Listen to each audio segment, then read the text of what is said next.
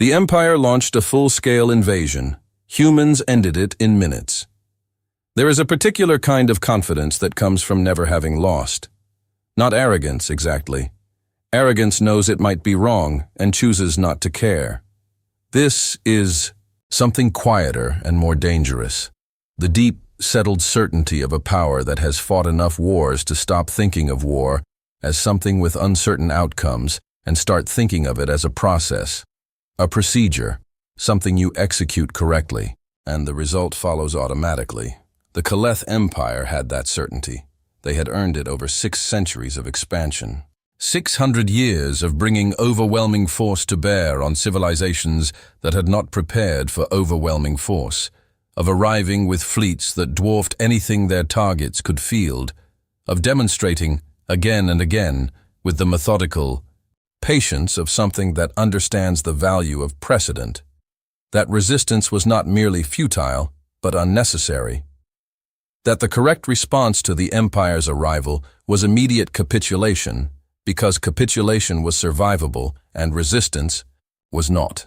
They had done this 47 times, 47 civilizations, some of them ancient, some of them with histories that dwarfed humanity's recorded past, some of them with technologies that were, in specific domains, genuinely impressive. All of them gone now, absorbed, administered, reduced to provincial entries. In the Empire's vast bureaucratic record, their histories flattened into the kind of brief notation that powerful things write about the things they have consumed. The Empire did not hate their targets. They did not fear them. They simply arrived, applied the procedure, and moved on. Earth was next on the list. High Admiral Vorthak had reviewed the file personally. A thorough professional, he had spent 3 weeks studying everything the Empire's intelligence apparatus had compiled on humanity. Their military capabilities, their political structure, their technological development curve, their historical response patterns in conflict situations. He had found the file unimpressive, a young species, relatively isolated. Some interesting innovations in certain fields, nothing that the Empire's countermeasures weren't equipped to handle. A military that was, by any objective comparison, a fraction of what the Empire could bring to bear. The invasion plan was rated low complexity. Standard suppression protocol. Estimated duration from emergence to planetary submission. 4 hours. The Empire valued precision. This would be precise. At exactly 00 Galactic Standard Time, 10,000 Imperial warships tore out of hyperspace, above Sol 3.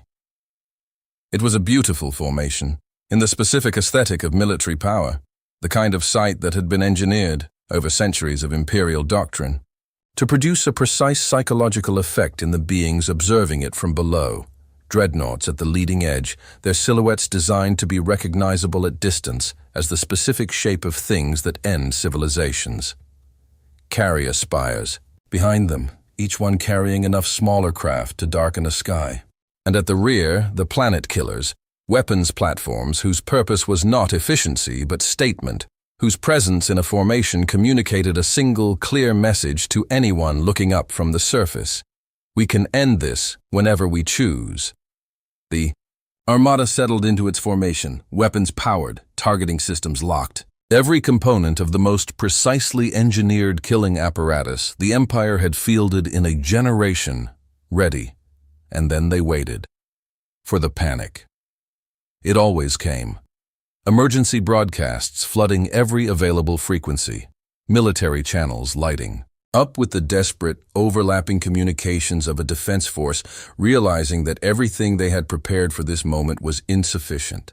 Planetary shield systems flaring into activation, beautiful and useless, the galaxy's equivalent of a hand raised against a tide. And beneath all of it, the sound that the Empire had learned to listen for as the truest indicator of a successful arrival. The specific quality of noise that a civilization makes when it understands, all at once, that the situation has changed, and there is nothing it can do about the change. Vorthak waited. The bridge waited. The 10,000 ships of the most powerful fleet the Empire had deployed in 30 years waited. Silence. Not the silence of space. Space had its own baseline, the white noise of radiation and particle streams and the faint electromagnetic signatures of technology going about its business. That silence was present, but the silence of a civilization not responding, that was absent. No emergency broadcasts, no military chatter, no shields, nothing. Vorthak's mandibles twitched. Confirm target awareness, he said, his tactical AI. The best the Empire manufactured, installed specifically for this mission, responded instantly. Human sensor systems detected fleet emergence 7 minutes 14 seconds ago. 7 minutes. More than enough time for a response to have begun. More than enough time for the specific cascade of alarm and mobilization that the Empire's models predicted as the inevitable first phase of any target civilization's reaction. Response? A pause that the AI was not supposed to produce. None recorded. The bridge went quiet in a different way than it had been quiet before. Not the quiet of waiting, the quiet of something unexpected. None? Vorthak said. No emergency communications, no military mobilization signals, no shield activation, no... I understand what none means, Vorthak said. His voice was very controlled. Proceed. Begin suppression. The first volley was everything. The Empire's weapons doctrine had developed over 6 centuries of applied refinement. Thousands of stellar compression beams, weapons that functioned by concentrating directed energy into a coherent stream capable of superheating atmosphere, fracturing tectonic plates, and delivering enough thermal energy to a planetary surface to end complex life in targeted zones within minutes, lanced downward. They should have burned. They should have cracked the crust, ignited the oceans, turned the carefully maintained atmosphere of Sol 3 into something uninhabitable in hours. They disappeared, not deflected. Deflection left traces, energy scattering off a shield and dissipating in observable directions. Not absorbed in the ordinary sense of a shield system taking a hit and registering the load. Simply gone. Space shimmered briefly in the region between the fleet and the planet. A visual artifact like heat haze, there and then, not there. And then returned to its ordinary appearance as if nothing had passed through it. Which, as far as the Empire's sensors could determine, was accurate. Nothing had passed through it. The beams had ceased to exist. The bridge was very quiet. Vorthak kept his face composed with the effort of a being who has spent decades mastering the art of not showing uncertainty in front of subordinates. Repeat firing solution, he said carefully. Different targeting parameters. The sensors screamed before the second volley completed. Data flooded the tactical systems. Not the clean, organized data of systems functioning as designed, but the chaotic overflow of sensors encountering something they had not been built to categorize, trying to force unfamiliar readings into familiar frameworks, and failing at a rate that was, itself, alarming. The AI processed, produced an output that Vorthak read twice. Energy absorption fields detected across the orbital engagement envelope, non-reactive to standard countermeasures. Prepositioned, Vorthak repeated. The word felt wrong in his mouth. Since when? The AI processed again. Longer. This time. Estimated installation date. Another pause. 300 to 400 standard years ago, the bridge absorbed this information. 300 years. Before the Empire had known humanity existed. Before the Empire's explorers had charted this sector. Before any intelligence asset had filed a single report on Sol 3 and its inhabitants. Before the Empire had any reason to be coming here at all. Humanity had built this 300 years before they needed it. Not as a response to a threat. Preparation for one. On the surface of Earth, in a facility whose location was not listed in any document that would be found in any standard search, Major Lena Ortiz finished her coffee. She was 41 years old. She had spent 17 of those years in the specific branch of Earth's defense establishment that did not appear in public records, working on systems whose existence was classified at levels that most of her colleagues in the military didn't know existed, preparing for scenarios that the public was generally not told about because the public, reasonably, had other things to think about. She was not panicking. She had been waiting for something like this for 11 years. Not this specifically. Not 10,000 ships at this specific moment, but something.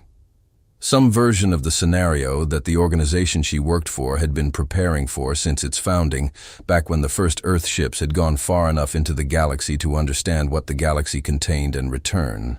With the specific quality of information that produces, in thoughtful people, a very particular response. We need to be ready. The display in front of her showed the armada clearly. 10,000 ships. The Empire's full deployment capability as far as intelligence suggested. Every major weapons platform in their active fleet. She had reviewed files on the Kaleth Empire for 11 years. She had a very complete picture of what they were capable of. She had spent 11 years making sure that what Earth was capable of was something the Empire's files did not contain. She set down the mug. "All stations," she said.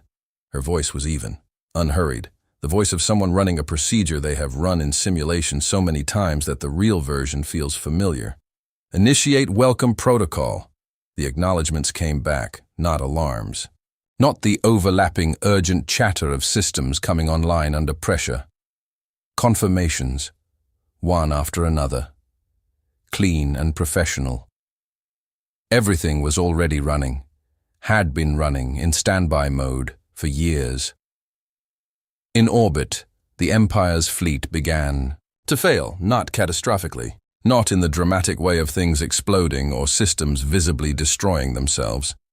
In the way of things simply ceasing to work, the quiet, pervasive, deeply unsettling way of a system that has been told, by something it cannot argue with, to stop. The first indicator was power, not a spike, not an overload. The power grids across entire squadrons went to zero simultaneously. Not the zero of shutdown, which left diagnostic traces. The zero of systems that were drawing power and then weren't, as if the relationship between the ship's generators and the energy they produced had been administratively suspended. Then weapons. Disassembly was the part that nobody on the bridge could process correctly when the sensor data came in. Weapon systems, physical structures, manufactured components, things made of matter that had mass and occupied space, coming apart at the molecular level, not exploding, not melting, not being destroyed in any conventional energetic sense, simply reorganizing.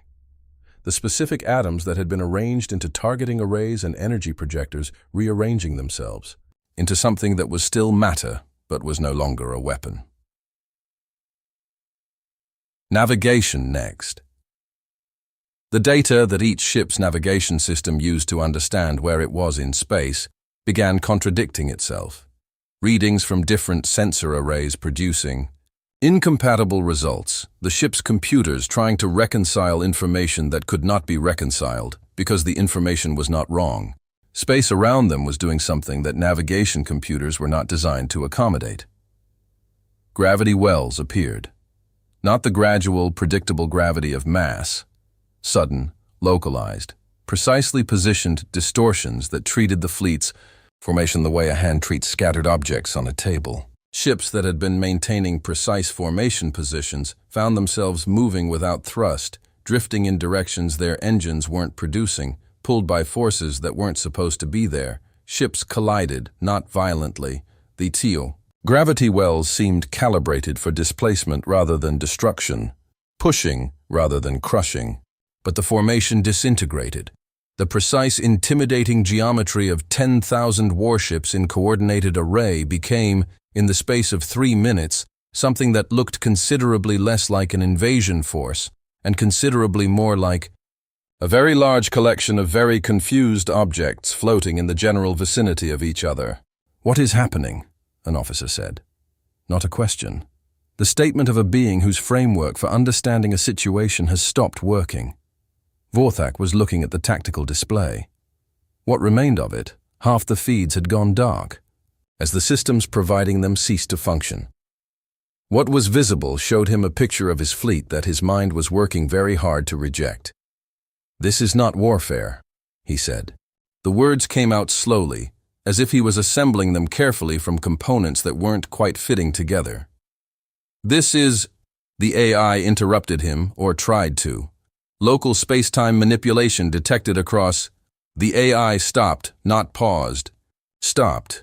The specific quality of silence that comes from a system that has been running continuously for years and has ceased to run. No error message, no shutdown sequence, no diagnostic output, just silence where there had been a voice. The AI never spoke again. The transmission appeared on every screen on every ship in the fleet simultaneously. Not through the communications systems. Those were, at this point, in various stages of having ceased to be communication systems. Through the screens themselves, as if the distinction between a communications channel and a display surface had temporarily become irrelevant. A human woman. No elaborate uniform. No ceremonial backdrop designed to communicate power through visual language. A practical workspace, a practical uniform, the practical expression of someone who is at work and knows what the work is. She looked, Vorthak thought, tired. Not frightened, not triumphant, not the face of someone in the moment of a victory they had been working toward. Tired, the specific tiredness of someone who has been doing a job for a long time and is doing it again. "This is Major Lena Ortiz," she said. "Earth Defense Command. You are trespassing in a protected system. Please identify your command authority and state your intentions." The last sentence was, Vorthak understood, not a request for information. It was a formality, a procedural step being completed because the procedure required it. Vorthak found his voice. "I am High Admiral Vorthak of the Kaleth Empire," he said. "You dare, Admiral." Her voice didn't change volume or tone. "Your weapons are offline. Your navigation is compromised. Your fleet is currently being held in stable positions by gravitational management systems that will maintain that stability for as long as we choose to maintain it." A pause. "I'm not asking you to surrender. I'm asking you to identify yourself for the record. We already know who you are." A beat. "We've known you were coming for 6 months. Vorthak's mandibles stopped moving. "You, 6 months, 2 weeks, and 4 days, Lena said. "Since your Emperor authorized this deployment, we have assets you're not aware of." She looked at something off-screen briefly. "We have assets in places you haven't considered having assets in." She looked back. "Now. Command authority and stated intentions, please." Time slowed. Literally. It was not metaphor, and it was not the subjective distortion of minds under stress. The chronometers on every Imperial ship, the internal biological rhythms of every Imperial crew member, the electromagnetic processes that physics uses to measure the passage of moments, all of them began returning values that disagreed with each other in ways that suggested the passage of time itself had become, in the local region of space surrounding the Imperial fleet, a managed variable. Commands took longer to arrive than the interval between their transmission and their receipt. Should have allowed. Motion felt thick. The simple act of turning a head took the kind of deliberate effort that suggested moving through something with more resistance than vacuum. An officer on Vorthak's bridge reached for a console and watched his hand travel the distance in what his mind said was 1 second, and what the chronometer said was 4. Space had not become hostile. It had become, as someone would later describe it in a report that circulated in classified channels for decades, administrative. The physical laws that governed the region had not been suspended. They had been placed under management, configured, adjusted by someone who had the access to do so and had chosen specific, precise parameters rather than simply turning everything off. There was something more frightening about the precision than there would have been about destruction. Destruction was force. Force could be understood, categorized, respected as an adversary. This was control.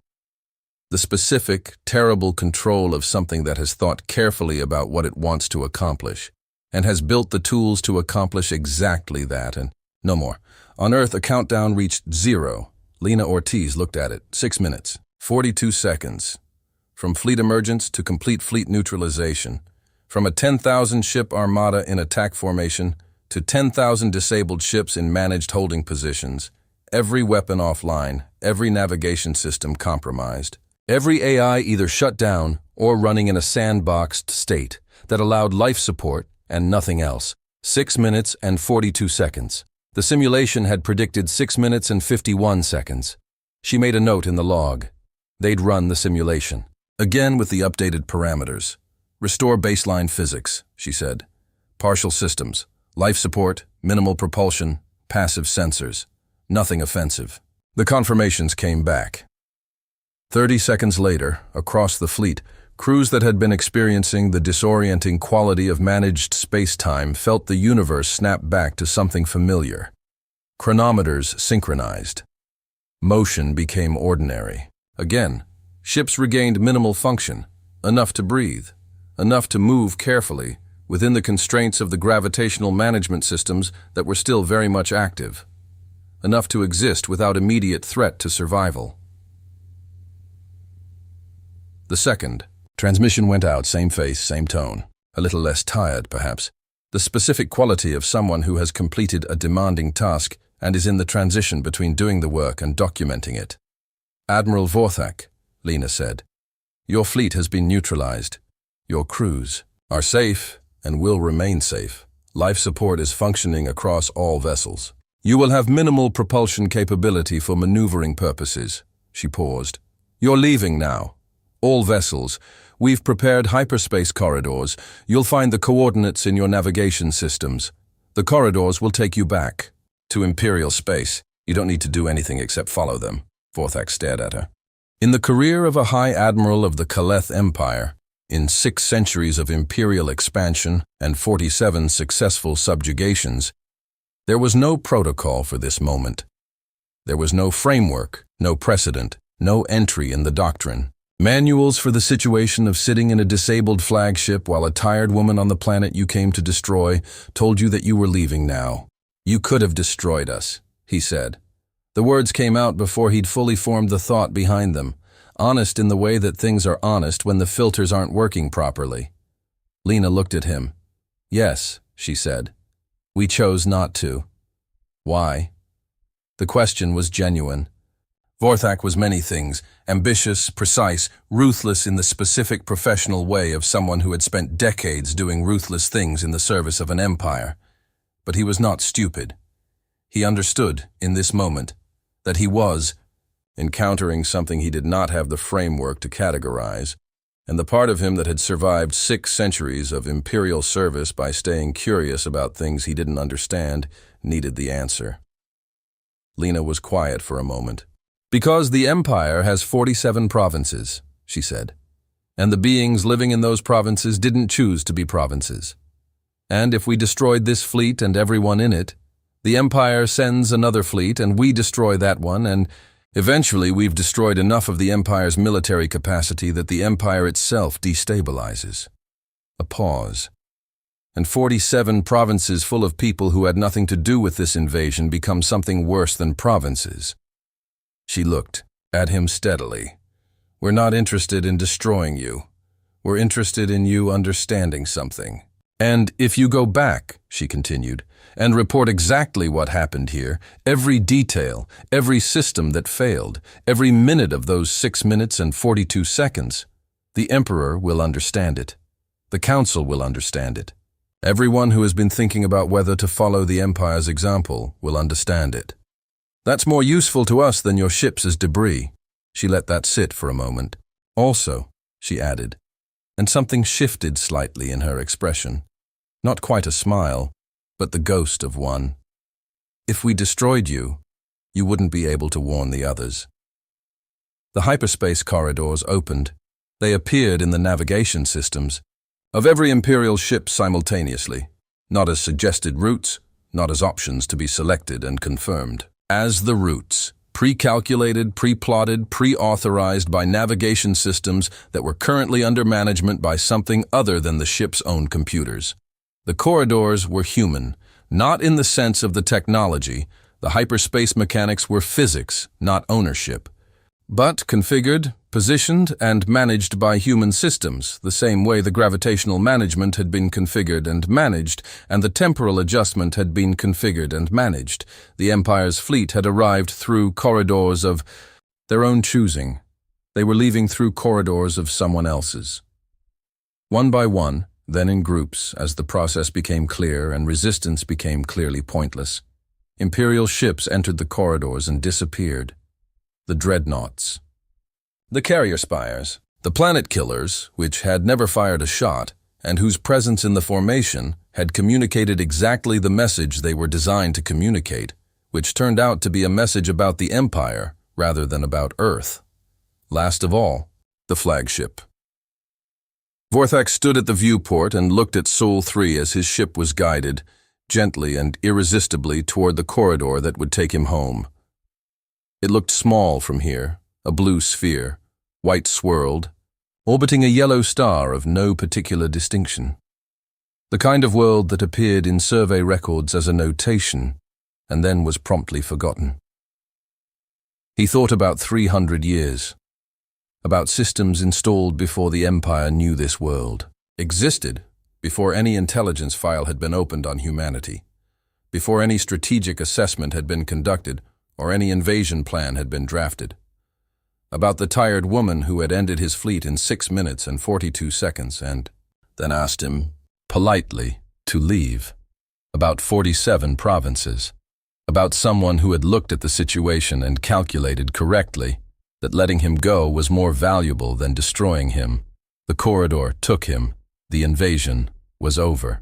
The Galactic Council's emergency session began 14 hours after the last Imperial ship cleared the Sol system. It was not the kind of session that followed a clear agenda. It was the kind that happened when something had occurred that nobody had prepared for and everybody needed to process simultaneously in a room together.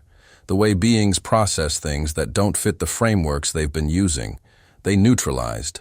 A full Imperial armada, a delegate said, not accusingly, with the quality of someone stating a fact and waiting for the fact to stop feeling impossible.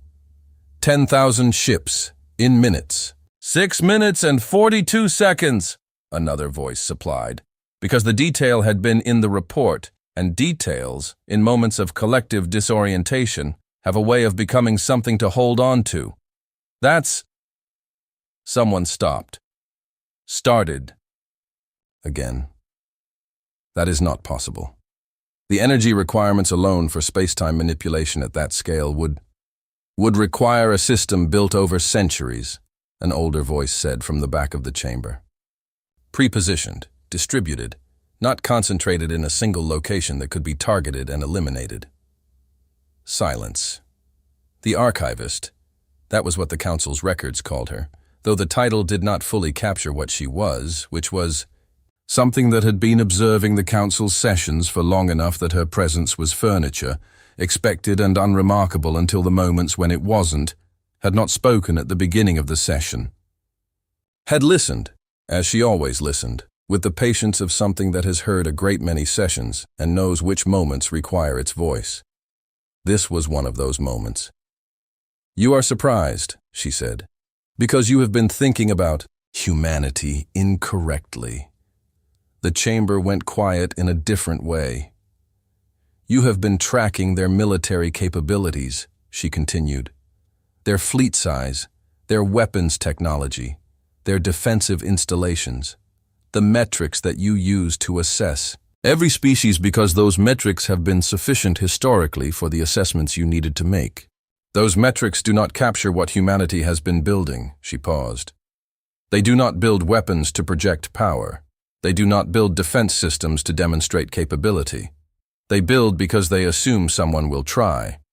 Because their entire history, every catastrophe, every near extinction, every crisis that should have ended them, has produced a civilization that treats the worst-case scenario not as an unlikely outcome to be managed, but as an eventual certainty to be prepared for. 300 years ago, she said, before the Empire knew they existed, before any external threat had been identified, before there was any intelligence indicating that a species like the Kaleth Empire was expanding in their direction, humanity began building the system that neutralized that fleet today. The chamber absorbed this, not because they knew the Empire was coming, she continued, because they knew something was coming, because their history had taught them thoroughly and repeatedly, that the universe does not protect the unprepared. And they decided, as a civilization deliberately, with full awareness of the cost, that they would not be unprepared. What they built, she said, is not a weapon system. It is a philosophy, made physical. In imperial space, the survivors returned, not in the triumphant formation of a fleet that had completed its mission. In the scattered, subdued pattern of ships that have been somewhere and come back changed by the experience. Vorthak stood before the Emperor. The Emperor was not a being accustomed to receiving bad news. 6 centuries of expansion had produced at the top of the Empire's hierarchy a figure whose relationship with outcomes was primarily ceremonial. Victories reported, territories catalogued, the smooth machinery of imperial expansion requiring only that the person at its center remain stable and decisive. The Emperor looked at his High Admiral and saw something he had not seen in this office before. Genuine humility. Not the performed humility of a subordinate before a superior. The real kind. The humility of a being who has encountered something larger than themselves and is still processing the encounter. Report, the Emperor said. Vorthak reported. He left nothing out. The silence that had greeted their emergence, the first volley disappearing, the systems failing, the 6 minutes and 42 seconds, the tired woman on the screen, the corridors. Home. The Emperor listened. When it was done, he was quiet for a long time. They let you live, he said finally. Yes. Why? Vorthak had been thinking about this for the entire return journey, had turned it over in every configuration his mind could produce, testing every explanation against what he had observed of Lena Ortiz and the way she had conducted those 6 minutes and 42 seconds. So we would understand, he said. What happened? Exactly what happened. So we could bring that understanding back and make certain that everyone who needed to know it would know it. He paused. She said, if they destroyed us, we couldn't warn the others. The Emperor looked at him. What? Did they want us to understand? Vorthak thought about 300 years. About systems built before the threat was identified. About 47 provinces and the calculation that letting the fleet go was worth more than destroying it. That they have been preparing for us, he said, since before we knew they existed. That what we saw was not their response to our invasion. It was their standard protocol. The thing they built and maintained and tested for centuries against, the possibility that someone would try. He met the Emperor's eyes. And that they are not interested in destroying us. They are interested in us not trying again. A pause. She said, next time would be faster. Human space did not celebrate. There were no parades along the great boulevards, no speeches from officials about the historic victory, no monuments commissioned, no holidays declared, no formal acknowledgement that something significant had occurred. The defense logs recorded the event in the precise, factual language of operational documentation. Timestamps, system performance metrics, notable deviations from predicted parameters, recommendations for the next simulation cycle. Invasion attempt, Kaleth Empire, fleet size, 10,247 vessels, duration, 6 minutes, 42 seconds human casualties, 0 enemy casualties, 0 outcome, fleet neutralized and escorted from system. Status, stable recommended action. Update simulation parameters with actual performance. Data children went to school. Trade routes ran on schedule. The unremarkable business of a civilization going about its life continued without interruption, because interruption was what the system had been built to prevent. Lena Ortiz filed her after-action report, flagged 3 items for technical review, and took the afternoon off. The first afternoon off she had taken in 4 months. She spent it in a park near the facility, watching clouds move across a sky that was, by any objective measure, exactly the same sky it had been that morning. It felt the same. That was the point. Weeks after the fleet departed, a diplomatic vessel approached Sol 3. It was small.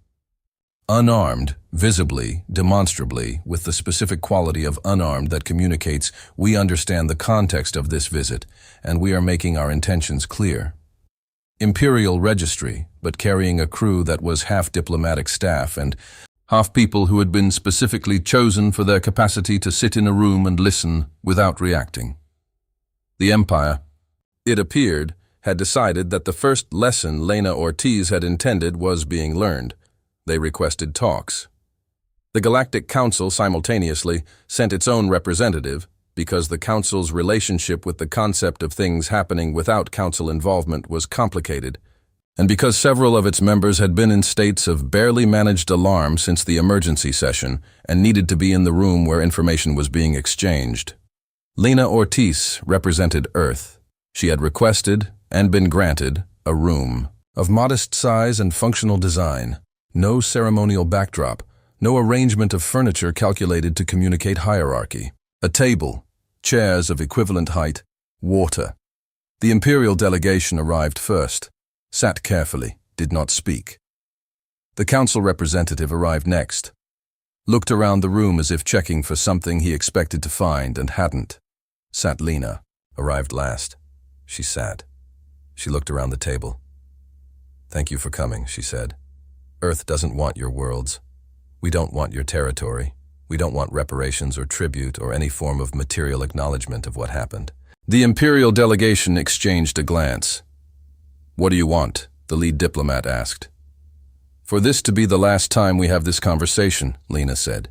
"For everyone in this room to leave with a complete and accurate understanding of what Earth's capabilities are, what our position is, and what the consequences of ignoring that position would be." She paused. "We'd like to not have to demonstrate the consequences. Demonstrations are expensive even when they're one-sided." The Council representative leaned forward. "The Council would like to understand." "I know what the Council would like to understand," Lena said, not unkindly. "And I'll answer your questions, all of them. We're not interested in keeping secrets from the Council. We're interested in not having to use what we've built." She looked at the table, at the faces around it. "We are not aggressive," she said. "We have not been aggressive. In 2 centuries of interstellar presence, humanity has started exactly 0 wars. We have responded to 3. We ended all 3. The entities that started them are available for comment if you'd like to consult them." A pause. "We are not interested in empire. We are not interested in dominance. We are deeply constitutionally uninterested in telling other civilizations how to conduct their affairs." Her voice hardened. Slightly.